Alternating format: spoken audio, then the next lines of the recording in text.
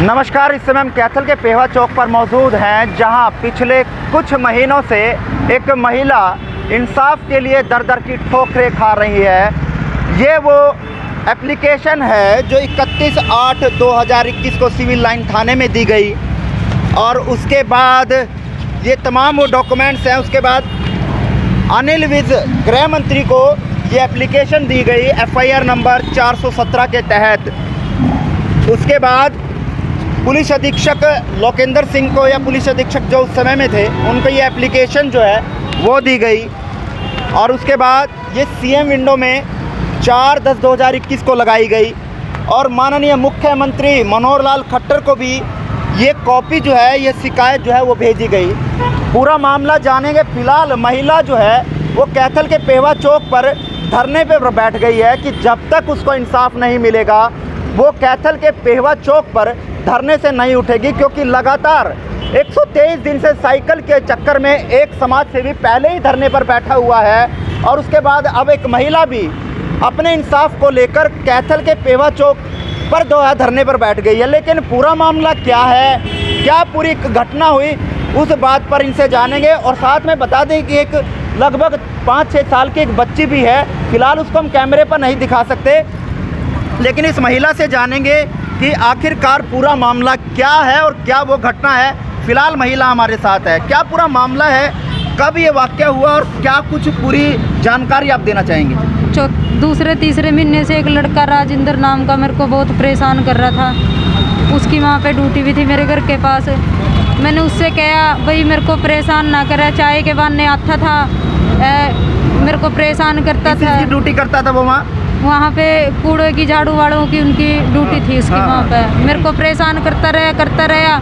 जब उसने मेरे को नहीं टिकन दिया, मैंने अपने घर वाले को, अपने परिवार को बताया भी था ये बात। बोले रहने दे, समझाएंगे उसको, टिक जाएगा। ये टिका ही नहीं। फिर भी मैंने उसके खिलाफ, उन्होंने मेरी नाते हुई की या अपने साथ उन्होंने कंधे पे हाथ रखवाते होगी, फ़ोटो खींच ली, कि तेरे घर वाले को दिखाएंगे और नेट पे डालूँगा। नाते हुई की वैसे बिना ब्लैकमेल करता रहा, मेरे को समझाता रहा। उसने कहा भाई अगर मेरे से भी नहीं बात करेगी ना तू और यहाँ से गई, तेरे को और तेरे आदमी को जान से मार दूंगा मैं। किन्होंने कहा ये? यो राजेंद्र नाम का लड़का है। मैंने उसके भाई को भी बोला ऐसे ऐसे बात है। उसका भाई भी घर पे आया, उसको लेके गया, कहने लग गया मेरे को भी हम इसको समझाएंगे। ये मानना ही नहीं। फिर मैंने कंप्लेंट दी, एक पुलिस लाइन में दी थी एक कंप्लेंट। वो लड़का बोला आज मेरे साथ होटल में चल, उसके बाद तेरे को मैं परेशान नहीं करूँगा। होटल में ले जाने के बाद मैंने वहाँ जाके मेरे देवर को फ़ोन करा। मेरे देवर ने मेरे घर वाले को फ़ोन करा। वहाँ पे मौके पे पुलिस पहुँची, उसको उठा के ले आई। पुलिस वाली ने वहाँ पे 2-2.5 घंटे मेरे को बिठाने के बाद कोरे कागज पे मेरे साइन ले लिए थे। मेरे को 2 दिन बाद पता लगा, 2 दिन बाद पता लगा कि भाई तेरा राजीनामा हो चुका। उसके बाद मैंने FC साहब को अपना पत्र लिखा, FC साहब के मैं पेश हुई। उसके बाद कार्रवाई की गई, वहाँ पे बुलाई, डॉक्टरी भी की गई मेरी। उन्होंने जज के सामने बयान भी हुए हैं, मेरे SP साहब के साथ भी बयान हुए हैं। उसके बाद लगातार वाल्मीकि समाज से पंचायत लेके मेरे घर पे आते रहे, परेशान करते रहे मेरे को। एक दिन गोरू चांद सरवण मेरे घर पे आया, कि वे हमारे साथ डायरी में चल भाई, तेरे से कोई बात करनी है। वो मेरे को डायरी में लेके गए। माँ भी उन्होंने मेरे से अकेले में बिठा के, रोपी का भाई भी था वहाँ साथ में। इन्होंने बोला मेरे को भी यहाँ हमारे साथ रह, तू बैठ, नहीं तेरे घर वाले को और तेरे छोटे बेटे को मार देंगे। उसी टाइम मैंने अपने घर वाले को झगड़ा करा, उस बच्चे को देकर उनको भेज दिया, भी बच्चा लेकर दोबारा यहाँ ना आई हो। मैंने अपने घर वाले से झगड़ा कर लिया। उसके बाद से लेके एक हफ्ता तक मैं डायरी में ही रखी। उन्होंने यही धमकी देते रहे। फ़ोन फान भी घर वाले ने मेरे से ले लिया था और जो उन्होंने मेरे को फ़ोन दिया था वो भी उन्होंने खोस लिया था मेरे से।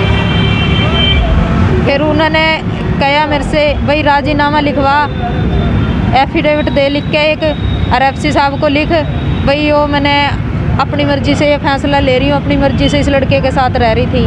उसके बाद वकील के साथ लेके गए। वकील से मैंने अकेले में बात करी, भाई वकील साहब जी मेरे परिवार का मेरे पर दबाव है, आप कुछ कर सकते हैं। तो वकील साहब ने कहा हमारे साथ चंडीगढ़ चल, तेरा वहाँ पे करेंगे। शनिवार का दिन था, शायद एतवार का था, पता नहीं, शनिवार का। चंडीगढ़ मेरे को लेके गए वकील की गाड़ी में। मैंने सोचा अगर मेरे को वहाँ जज के सामने पेश करेंगे, जज साहब से कहूँगी मेरे को ज़बरदस्ती लेके आए हैं उठा के, इन्होंने मेरे को जज के सामने पेश नहीं करा। ये नहीं पता ये मेरे को कहाँ ले गए थे। वहाँ पे एक लेडीज़ थी महिला, उन्होंने मेरा आधार कार्ड लिया, जो आरोपी था उसका भी आधार कार्ड लिया। वहाँ पे मेरे आधार कार्ड पे खाली पे साइन कराए गए, कोरे कागज पे साइन कराए गए। एफिडेविट लिखने के बाद इन्होंने मेरा बच्चा मेरे को सौंप दिया। वहाँ पे भी उसने राजेंद्र ने जो मेरे साथ पहले किया था वहीं वो भी डायरी में उसने वही किया मेरे साथ, ठीक है। उसके बाद उन्होंने मेरे को जहर पिलाया। मौके पे एक लक्ष्मी नाम की लेडीज है, एक सिमरन है और काफ़ी 4-5 जने लड़के थे वहाँ पे। मैंने देखे नहीं कौन कौन थे वहाँ पे, जो जो मेरे को दिखाई दे उनका मैंने नाम कहा दिया। मौके पे 112 नंबर डायल गाड़ी पहुँची, उस टाइम मेरे को फ़ोन दे दिया था रोपी ने, उसी के नाम से मेरे पे सिम है वो राजेंद्र के नाम से, और उसी ने मेरे को फ़ोन दिया था। वहाँ पे लाके 112 नंबर डायल गाड़ी ने उन्होंने मेरे को बाहर निकाल के घेर दिया, मेरे कपड़े कुपड़े वहाँ से डायरी से निकाल दिया। 112 नंबर डायल गाड़ी ने मेरे को एडमिट कराया। उसके बाद क्या हुआ, उसमें आने के बाद एक नाम है उसका, पुलिस वाले का मेरे को नाम अभी याद नहीं है क्या नाम है उसका। उन्होंने मेरे बयान लेने के बाद उन्होंने कहा लेडीज आएगी महिला, वो आपके बयान लेंगे। मैंने उनको यही बात बताई है, भाई ऐसे ऐसे बात है, भाई इन्होंने मेरे से राजीनामा ले लिया, इन्होंने मेरे को दवाई खिला दी। उसके बाद से लेकर अब तक कोई कार्रवाई नहीं हुई। मैडम पे फ़ोन करती हूँ, मैडम फ़ोन भी नहीं उठाती है मेरा, उठाती है तो ये कहती है मैं बाहर हूँ, मैं कौन सा इसी केस के ऊपर बैठी हूँ। तो इसलिए आज मैं यहाँ पे चौक धरने पे बैठी हूँ। जब तक मेरे को इंसाफ नहीं मिलेगा मैं अपने बच्चों को लेके यहाँ से नहीं उठूँगी। अगर मेरे को फिर भी इंसाफ नहीं मिला, कोई इंसाफ नहीं दिया, तो मैं सोमवार को यहाँ पेवा चौक पे मट्टी तेल छिड़क के आग लगा लूँगी। इसका जिम्मेदार प्रशासन होगा, क्योंकि मैं इस बात को लेके मैं जी नहीं पा रही हूँ। सोमवार तक का टाइम है प्रशासन से, अगर एफसी साहब आएंगे तभी मैं यहाँ से धरने से उठूँगी, नहीं मैं यहाँ पेवा चौक पे आग लगा लूँगी। अब आप इंसाफ क्या चाहते हैं? क्या गिरफ्तारी किसी व्यक्ति को FIR दर्ज हो गई थी आपकी? हाँ FIR दर्ज हो गई थी मेरी। फिर भी मेरे बयान लेने के बाद जब उन्होंने दवाई पिलाई मेरे को 19 तारीख को, जो उन्होंने दवाई पिलाई, जब भी वहाँ पे फ़ोन कराया गया सिविल लाइन पुलिस थाने में, भैया इनका केस कैंसिल नहीं होया है, भैया आपकी जितनी भी दरखास्तें हैं सारी वहीं ट्रांसफ़र करे जाएंगी। अभी कल परसों की बात है, मैं अपने बच्चों के लिए किसी पे पैसे लेने जा रही थी, आरोपी की बहन मेरे को वहाँ मिल गई। वहाँ पे मेरे चोट लगी हुई है, यहाँ पे मुंह पे भी लगी हुई है। उन्होंने मेरे को मारे, मैंने फिर भी प्रशासन को फ़ोन किया। प्रशासन बोले, पहले मैंने मैडम को फ़ोन किया, मैडम मेरे से बोली भाई मैं तो बाहर हूँ। कौन सी मैडम को फ़ोन किया था आपने? अमरजीत SI है जिसके पास मेरा केस है, शायद उनका यही नाम है, ठीक है, उनके पास मैंने फ़ोन किया था। मैडम बोली भाई मैं नहीं आ सकती हूँ, मेरे को इतना टाइम नहीं है, और भाई आप और कहीं फ़ोन कर लो। मैंने फिर फ़ोन किया है, मेरे पास उसकी रिकॉर्डिंग भी है। फिर पुलिस वाला पूरे आधे घंटे के बाद पहुंचा, जब उन्होंने मेरे साथ मार पिटाई कर ली और पीछा करते करते मैं उनके घर के पास पहुंची। वो लड़का मेरे डर के मारे किसी और के घर में बढ़ गया, पड़ोसियों ने वहाँ पे मेरे पे उसको लड़के को मारा है। मेरे पास उस लड़के की वीडियो भी है। तो इस मामले में आप SP से मिले, उन्होंने कुछ आश्वासन आपको दिया हो? SP साहब से पहले मेरे को मिलने ही नहीं दिया।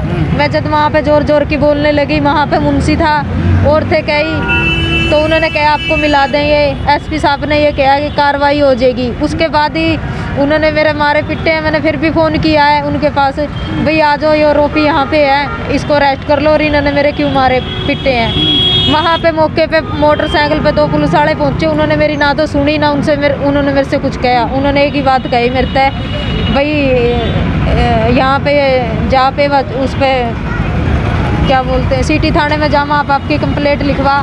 SHO साहब को फ़ोन किया मैंने, SHO साहब ने भी यही बात कही, हम कोई कार्रवाई नहीं करेंगे, आपकी पुलिस लाइन में दरखास्त है वही कार्रवाई करेंगे, हम नहीं आएंगे। तो आपने और कहीं लेटर लिखा हो, कहीं एप्लीकेशन दी हो? हाँ जी लिखी है, न्यूज वीज को भी मैंने लिखी है, FC साहब को लिखी है, सीम गिंडो में लगाए है। मेरे को कोई वो नहीं हो यार, 6-7 बंदों का नाम है, कोई भी अरेस्ट नहीं किया गया। और मीडिया के सामने उन्होंने ये बयान दिए हैं कि मैंने इस राजीनामा के 2 लाख रुपए ले लिए। मैं आवेदन करती हूँ इससे प्रशासन से हाथ जोड़ के रिक्वेस्ट करती हूँ, SP साहब से भी रिक्वेस्ट करती हूँ कि इसका इस छानबीन करी जाए इसकी केस की, और जो उन्होंने मेरे पे आरोप लगाए हैं 2 लाख रुपए की, उसका भी प्रूफ निकाले जाए। तो क्यों नहीं पुलिस कार्रवाई कर रही? 2 महीने का मेरे ख्याल से समय होने को है, पुलिस क्यों नहीं कार्रवाई कर रही? पुलिस वाली कोई कार्रवाई नहीं कर रही, पैसे ले लिए होंगे उन्होंने, इसलिए वे कार्रवाई नहीं कर रही। अगर उन्होंने पैसे नहीं लिए होते तो अब लग कार्रवाई नहीं होती। क्यों नहीं की उन्होंने कार्रवाई? प्रशासन इस बात का इंतजार कर रहा है भी कब लेडी जियो मरे अपने बच्चों के साथ। अगर अब भी मेरी कोई कार्रवाई नहीं हुई, सुनवाई हुई, तो सोमवार को मैं यहाँ पे पेवा चौक पे अपनी जान दे दूंगी। और यही प्रशासन चाहता है, इसी बात का नहीं मेरे को इंसाफ मिलता, जरूर मिलता। अब मैं आगे कुछ नहीं बोलूँगी, मैं यहाँ पे धरने पे। अब आप कब तक धरने पे बैठे रहेंगे और लगातार दिन रात बैठेंगे कैसे? मैं दिन रात बैठूंगी, यहाँ से 1 मिनट के लिए भी नहीं जाऊँगी, दिन रात बैठ। बिल्कुल, ये महिला है जो लगभग 2-3 महीने से लगातार अपनी इंसाफ के लिए जो है वो चक्कर दर बदर जो है वो काट रही है, लेकिन न जाने क्यों नहीं पुलिस विभाग कोई कार्रवाई करता नज़र आ रहा है। सारा कुछ लिखित में शिकायत हो चुकी है, FIR दर्ज हो चुकी है, लेकिन न जाने प्रशासन क्यों नहीं कार्रवाई करता नज़र आ रहा। सुबह जब ये महिला कैथल के पेवा चौक पर पहुंची तो सिविल लाइन थाने के SHO और तमाम पुलिस कर्मचारी मौके पर पहुंचे थे और इस महिला को आश्वासन दिया था कि आप हमारे साथ चले, हम कार्रवाई करेंगे। लेकिन आप जनाब, सवाल खड़ा करता है कि क्या व्यक्ति धरने प्रदर्शन कर ही इंसाफ लेगा? क्यों नहीं प्रशासन पहले जागता और क्यों नहीं उन पीड़ितों को इंसाफ दे पाता? ये बहुत बड़ा सवाल खड़ा करता है पुलिस की कार्यशैली पे। इस महिला को अब देखना ये होगा क्या इंसाफ मिल पाएगा। लेकिन साफ तौर पर पुलिस विभाग को एक चेतावनी दी गई है कि अगर पुलिस विभाग द्वारा सोमवार तक जो आरोपी हैं, जिन पर आरोप लगाए गए हैं, उनकी गिरफ्तारी अगर नहीं की जाती तो सोमवार को ये महिला आत्मदाह करेगी। पेवा चौक पर मट्टी तेल छिड़क कर अपना आत्मदाह करेगी। लेकिन पुलिस को साफ तौर पर चेतावनी दे दी गई है। लेकिन देखना यह है कि 2 महीने के बाद, 1.5-2 महीने के बाद अब पुलिस इस मामले पर कोई कार्रवाई करती हुई नज़र आएगी या नहीं आएगी, या महिला द्वारा अपने आप का आत्मदाह कर लिया जाएगा।